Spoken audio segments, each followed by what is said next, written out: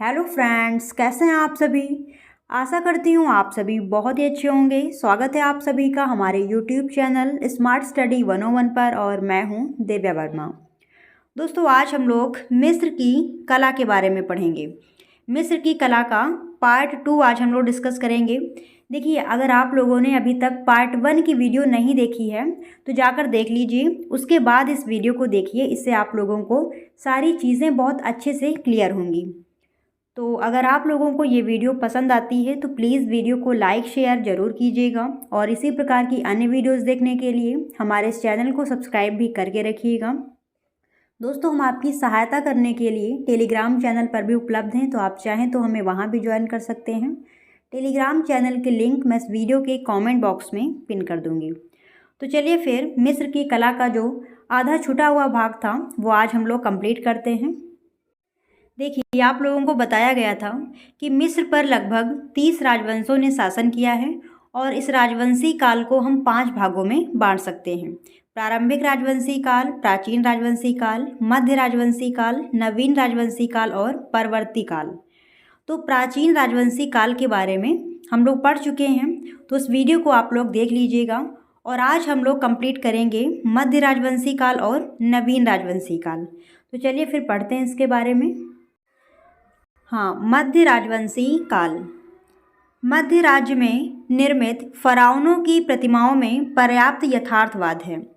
मध्य राजवंश में फराउनों की प्रतिमाओं में देखिए, यहाँ पर जो फराउनो शब्द है या फिर फराउन, ये राजाओं के लिए यूज़ किया गया है। मिस्र के जो राजा थे उन्हें फराओ या फिर फरोह कहा जाता था, तो उसी के लिए यहाँ पर फराउनो शब्द का प्रयोग किया गया है। मध्य राज्य में निर्मित फराउनों की प्रतिमाएं यानी राजाओं की प्रतिमाओं में पर्याप्त यथार्थवाद है। यथार्थवाद यानी कि जैसी वो राजा थे उसी प्रकार की उनकी प्रतिमाएं बनाई गई हैं। अब शासक देवता के रूप में नहीं बल्कि एक फराउनी राजा, वीर सैनिक और बुद्धिमान मनुष्य के रूप में अंकित किया गया है। इससे पहले क्या था, राजा को देवता के समान माना जाता था और उसी प्रकार से उसका अंकन करते थे। लेकिन मध्य राजवंशी काल में राजा को एक फराउनी राजा, वीर सैनिक और एक बुद्धिमान मनुष्य के रूप में अंकित किया गया है। इस दृष्टि से निर्मित अनेक प्रतिमाओं में गढ़नशीलता और छाया प्रकाश की तकनीकी महत्व को भी समझा गया है। इस युग में समाधि गृहों की छतों पर अनेक आलेखन चित्रित किए गए हैं। समाधि गृह प्रायः ईंटों के बनते थे और उनका महत्वपूर्ण केंद्रीय भाग ही पत्थर से बनाया जाता था। इस पॉइंट को ध्यान रखिएगा। मध्य राजवंशी काल में समाधि गृह प्रायः ईंटों से बनते थे और उनका जो महत्वपूर्ण भाग होता था, मुख्य भाग, केवल उसी का निर्माण पत्थर के द्वारा करते थे। भवनों के स्तंभ आदि पर आकृतियां उत्कीर्ण एवं चित्रित की जाती थीं। भवन के जो स्तंभ होते थे, पिलर, उन पर आकृतियां उत्कीर्ण की जाती थीं और चित्रित भी की जाती थीं। मध्य राज्य में कुछ नवीन विषय भी चित्रित हुए हैं, जैसे कि सभासदों के साथ राजकुमार की सैर, स्थानीय महत्वपूर्ण घटनाएं इत्यादि। प्राचीन युग के समान इस युग में कला ना तो धर्म और सामाजिक अवस्था के अधीन रही और ना ही उसका सनह सनह यानी धीरे धीरे सुनिश्चित एवं रूढ़िगत विकास हुआ। तो इस समय कला धर्म या फिर सामाजिक अवस्था के अधीन नहीं रही और उसका रूढ़िगत विकास भी नहीं हुआ है। स्वतंत्र रूप से चित्रकारी की गई है। जिन मकबरों की चट्टानों का पत्थर अनुकूल था, वहाँ भित्तियों का अलंकरण उत्कीर्ण चित्रों द्वारा किया गया, किंतु जहाँ ऐसा संभव नहीं था वहाँ पर केवल चित्रकारी ही की गई है। तो जिन मकबरों का पत्थर अच्छा था, उत्कीर्ण चित्र बनाने के लायक था, वहाँ पर उत्कीर्ण चित्रकारी की गई है। और जहाँ पर इस प्रकार के चित्र यानी उत्कीर्ण चित्र बनाने लायक पत्थर नहीं था, वहाँ पर केवल चित्रकारी की गई है। तो दोनों प्रकार के चित्र मिले हैं, उत्कीर्ण और चित्रकारी दोनों तरीके के। अलबर शह में एक लकड़ी की समाधि मंजूषा अपनी मौलिक स्थिति में सुरक्षित है। यह राजा जहूती नख्त की है। इस पर लघु चित्रण पद्धति से अलंकरण चित्रित हैं, जिनमें मृत राजा के लिए भेंट ले जाते हुए सेवकों की पंक्तियां बड़ी सुंदरता से अंकित हैं। तो अलबर शह में एक लकड़ी की मंजूषा मिली है जो कि अपनी मौलिक स्थिति में यानी अभी वो सुरक्षित है, ज़्यादा उसमें खराबी नहीं आई है। और यह किसकी है? राजा जहूती नख्त की। और इसमें क्या दिखाया गया है, इस पर लघु चित्रण पद्धति से अलंकरण किए गए हैं, जिनमें क्या दिखाया गया है, मृत राजा के लिए भेंट ले जाते हुए सेवकों की पंक्तियां बनी हुई हैं। फिर आगे बढ़ते हैं, आता है नवीन राजवंशीय काल। इस युग में मिस्र की सीमाओं का विस्तार हुआ। फिलिस्तीन, सीरिया, नुबिया आदि की विजय करके उन्हें मिस्र में मिला लिया गया। देश की पर्याप्त समृद्धि हुई। इस समय राजधानी थीब्स बड़ी ऐश्वर्यशालिनी थी। तो नवीन राजवंशी काल में मिस्र की सीमाओं का विस्तार किया गया। फिलिस्तीन, सीरिया, नुबिया इत्यादि देशों को जीतकर मिस्र में ही मिला लिया गया और इस समय देश की काफ़ी समृद्धि भी हुई। नवीन राज्य में रानी हत्शपसूट के शासनकाल में वास्तु में कुछ नवीनताएं समाविष्ट हुई। मंदिर के निकट पिरामिड का निर्माण नहीं किया गया है। वैसे मंदिर के समीप पिरामिड का निर्माण किया जाता था, लेकिन इस समय वास्तुकला में कुछ नई चीज़ें समाविष्ट हुई और मंदिर के समीप पिरामिड का निर्माण नहीं किया गया है। हत्शपसूट इतिहास की प्रथम महिला शासिका मानी जाती है। इसे ध्यान रखिएगा, जो रानी हत्शपसूट हैं ये इतिहास की पहली महिला शासिका मानी जाती हैं। फिर आता है कारनाक का मंदिर। ये आपके सिलेबस में है, इसे ध्यान से पढ़िएगा, यहाँ से क्वेश्चन बनने के चांसेस ज़्यादा हैं। अमनहोतप तृतीय ने कारनाक में अमन का विशाल मंदिर बनवाया, जो अभी तक पर्याप्त सुरक्षित है। इसके विस्तृत प्रांगण में भारी भारी विशाल स्तंभ, जो ऊपर पतले होते गए हैं, पहरा देते दृढ़ सैनिकों की भांति भय उत्पन्न कर रहे हैं। तो अमनहोतप तृतीय ने कारनाक में अमन का एक विशाल मंदिर बनवाया, जो अभी भी सुरक्षित है। और यहाँ पर जो स्तंभ बनाए गए हैं वो इतने विशाल हैं कि उन्हें देखने से लगता है कि ये सैनिकों की तरह पहरा दे रहे हैं और काफ़ी भय भी उत्पन्न करते हैं। दूसरा प्रवेश द्वार भी पहले जैसा है, किंतु कुछ छोटा है। इसके पश्चात एक बड़ा कक्ष है।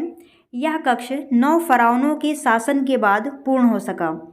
तो यहाँ पर एक दूसरा भी प्रवेश द्वार है, जो पहले के जैसा ही लेकिन उससे कुछ छोटा है। और उसके बाद एक बड़ा कक्ष आता है, जो 9 फ़राओनों के शासन के बाद पूरा हुआ है। यहाँ पर राजा को फ़राओ कहा जाता था, तो 9 शासकों के बाद उसे पूरा किया गया, यानी कि 9 शासकों ने शासन किया और उन्हीं के शासनकाल में यह कक्ष बनकर तैयार हुआ। इसमें 50 फीट परिधि के 34 खंभे हैं। प्रत्येक खंभे से नीचे तक प्रतीकों, लेखों तथा धार्मिक दृश्य के चित्रों का अलंकरण है, जिनमें कुछ चिन्ह आज भी अवशिष्ट हैं। तो इसमें जो खंभे बने हुए हैं 34 खंभे हैं और इसमें ऊपर से नीचे तक प्रतीक, लेख और धार्मिक दृश्य बनाए गए हैं, जिनके कुछ चिन्ह आज भी हमें देखने को मिलते हैं। बाकी चीज़ें नष्ट हो चुकी हैं। यहाँ के मुख्य मंदिर के गर्भगृह में केवल 2 कक्ष हैं, जिनमें से एक में अमन की मूर्ति है, जिसे स्नान, वस्त्र धारण, उपहार भेंट तथा भोजन कराया जाता था। तो यहाँ पर जो गर्भगृह है, गर्भगृह यानी कि वह स्थान जहाँ पर मूर्ति स्थापित होती है, मंदिर का वह भाग जहाँ पर मूर्ति होती है उसे कहते हैं गर्भगृह। तो गर्भगृह में 2 कक्ष हैं, जिनमें से एक में अमन की मूर्ति है और इस मूर्ति को स्नान, वस्त्र धारण, उपहार भेंट और भोजन भी कराया जाता था। आसपास की दीवारों पर सेवकों आदि की भीड़ सहित उपहार लाते फ़राओन चित्रित हैं और इस गर्भगृह के जो आसपास की दीवारें हैं उन पर सेवकों की भीड़ दिखाई गई है और उपहार आदि लाते फ़राओन यानी राजा चित्रित हैं। अमनहोतप चतुर्थ ने सूर्य की उपासना का प्रचार किया और अपना नाम बदलकर अखनाटन रख लिया। तो अमनहोतप ने अपना नाम बदलकर क्या रख लिया? अखनाटन। अखनाटन का अर्थ होता है सूर्य का साधन। कारनाक के मंदिर में अखनाटन की विशाल आकार की प्रतिमाएं स्थापित की गई हैं। शासक की आकृति में लंबा छोटा चेहरा, मोटे होंठ, भीतर धंसा वक्ष यानी सीना भीतर की तरफ धंसा हुआ दिखाया गया है और बाहर निकले नितंब, इस प्रकार की चीज़ें अखनाटन की मूर्ति में दिखाई गई है और यह सब एक प्रकार की विरूपता है। फिर आगे बढ़ते हैं। अगला आता है लक्सर का मंदिर। ये भी आपके सिलेबस में है, इसलिए आपको पढ़ाया जा रहा है। लक्सर में अमन का मंदिर कारनाक के मंदिर के समान ही है। जैसा कारनाक में मंदिर बना है, लगभग उसी प्रकार से लक्सर में भी अमन का मंदिर बनाया गया है, परंतु कुछ छोटा है। कारनाक के मंदिर से लक्सर का मंदिर कुछ छोटा है। उसी प्रकार का प्रवेश द्वार यहाँ भी है। जैसा प्रवेश द्वार जो कारनाक के मंदिर में था, उसी प्रकार का प्रवेश द्वार लक्सर के भी मंदिर में भी है, जिसकी दीवारों रथिका बिंबों में रेमरस द्वितीय की 6 बड़ी मूर्तियां हैं। तो यहाँ पर रथिका बिंबों में रेमरस द्वितीय की 6 बड़ी मूर्तियां बनी हैं, जिनमें 2 बैठी हैं और 4 खड़ी हैं। तो रेमरस द्वितीय की 6 मूर्तियां हैं, जिनमें से 2 बैठी मतलब बैठने की मुद्रा में बनाई गई हैं और 4 खड़ी मुद्रा में बनी हैं। मंदिर के भीतर एक आंगन में अमनहोतप तृतीय की बैठी हुई स्थिति में 13 विशाल मूर्तियां बनी हैं। वे शांत हैं तथा सीधे सामने देख रही हैं। तो यहाँ पर अमनहोतप तृतीय की बैठी हुई मुद्रा में 13 मूर्तियां बनाई गई हैं और वह शांत हैं, यानी मूर्तियों को देखने से लगता है कि ये शांत हैं बिल्कुल और सामने की तरफ सीधे देख रही हैं। फिर आती है रानी नेफरतिति की प्रतिमा। बहुत ही इम्पॉर्टेंट है, ध्यान से पढ़िएगा। शासक परिवार की व्यक्ति प्रतिमाओं में रानी नेफरतिति की प्रसिद्ध अवाक्ष मूर्ति भी सम्मिलित है। छोटी उम्र में, संभवतः 12 से 15 साल की उम्र में, वे अमनहोतप चतुर्थ की रानी बन गई। अमनहोतप चतुर्थ की ये रानी थी नेफरतिति। नेफरतिति को प्राचीन दुनिया की सबसे ताकतवर स्त्रियों में से एक माना जाता है। सबसे सुंदर स्त्रियों में भी उनकी गिनती होती है। ऐसा माना जाता है कि ये प्राचीन समय की सबसे ताकतवर स्त्रियों में से एक थी और सबसे सुंदर भी थी। उनकी अवाक्ष मूर्ति विश्व प्रसिद्ध है, लेकिन प्राचीन मिस्र की इस रानी के बारे में बहुत कम ही मालूमात हैं। इनके बारे में ज़्यादा जानकारी प्राप्त नहीं होती हैं। अपनी मूर्ति बस्ट में नेफरतिति गर्वीली निगाह और निर्विकार भाव से कहीं दूर देखती हुई सी प्रतीत होती हैं। तो इनकी जो मूर्ति है, अवाक्ष मूर्ति है, यानी केवल धड़ उसमें है, उसमें क्या दिखाया गया है, उनकी गर्वीली निगाह है और निगाह उठाए ऐसा लग रहा है कहीं दूर देख रही हूँ। प्राचीन मिस्र में करीब 3500 साल पहले उस स्त्री के बारे में ज़्यादा कुछ पता नहीं चल पाया है। उनके नाम का मतलब है सामने आई अपूर्व सुंदरी, यानी उनका नाम है नेफरतिति, जिसका अर्थ है सामने आई अपूर्व सुंदरी। बर्लिन के न्यूज़ संग्रहालय में रानी नेफरतिति की प्रतिमा प्राचीन मिस्र की सबसे प्रसिद्ध कलाकृतियों में से एक है। तो यह प्रतिमा कहाँ संग्रहित है? बर्लिन के न्यूज़ संग्रहालय में। अगला आता है तूतनखामन का मुखौटा। बहुत ही ज़्यादा इम्पॉर्टेंट है, यहाँ से क्वेश्चन आने के चांसेस हैं, तो इसे ध्यान से पढ़िएगा। तूतनखामुन का मुखौटा 18वें राजवंश के प्राचीन मिस्र के फ़राओन तूतनखामुन का एक सोने का अत्यंत मुखौटा है। तो यह किसका मुखौटा है? 18वें राजवंश के राजा जिनका नाम था तूतनखामुन, इन्हीं का यह मुखौटा है और यह सोने का बना हुआ है।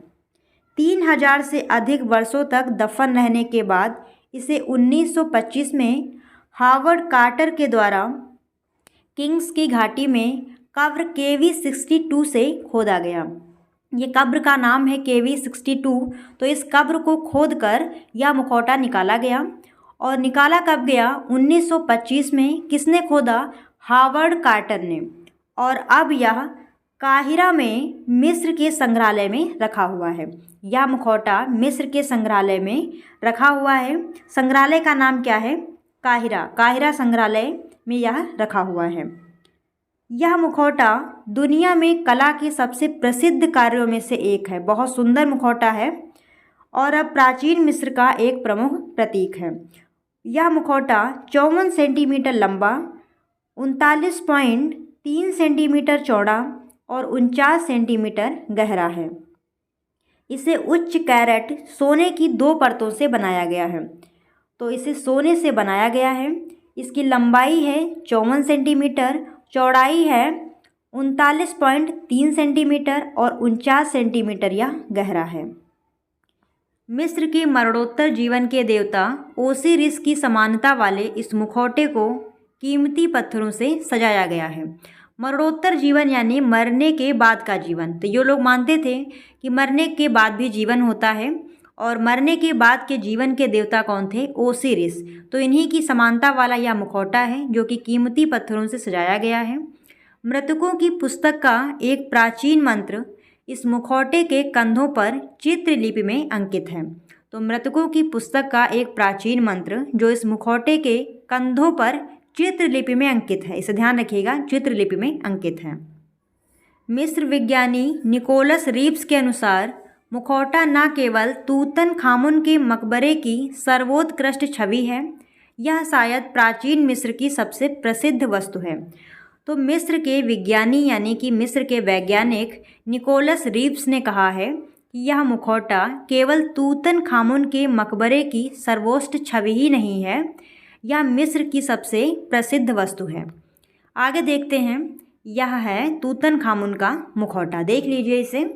तो इसी के साथ ये वीडियो भी समाप्त होती है और अगर आप लोगों को ये वीडियो पसंद आई हो, आपके लिए हेल्पफुल रही हो, तो प्लीज़ वीडियो को लाइक शेयर ज़रूर कीजिएगा और इसी प्रकार की अन्य वीडियोस देखने के लिए हमारे चैनल को सब्सक्राइब भी कर लीजिएगा। और दोस्तों, अगर आप हमारे साथ टेलीग्राम चैनल पर जुड़ना चाहते हैं तो कमेंट बॉक्स में दी हुई लिंक पर क्लिक करके टेलीग्राम चैनल ज़रूर ज्वाइन कीजिएगा। फिर मिलते हैं दोस्तों ऐसी किसी नई वीडियो के साथ, तब तक आप जुड़े रहें हमारे साथ। धन्यवाद दोस्तों, जय हिंद।